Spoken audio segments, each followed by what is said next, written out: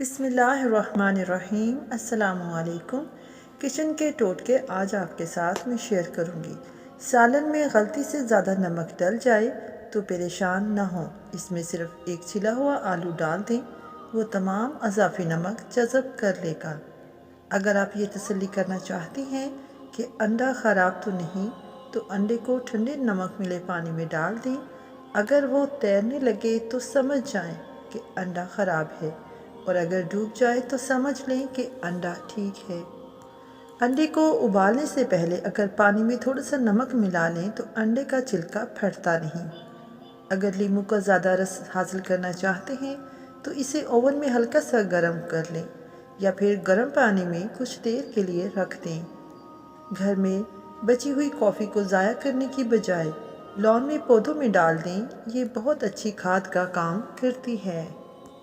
Fridge سے اگر سبزیوں اور پھلوں کی بو ختم کرنا ہو تو اس میں ایک لیموں کاٹ کر رکھ دیں، یا پھر ایک عدد بچا ہوا کوئلہ رکھ دیں۔ اگر مچھلی طویل عرصے تک فریج میں محفوظ رکھنی ہو تو اسے ایلومینیم فوائل میں لپیٹ کر رکھیں، اس طرح یہ بہت عرصے تک بالکل تازہ محسوس ہوگی۔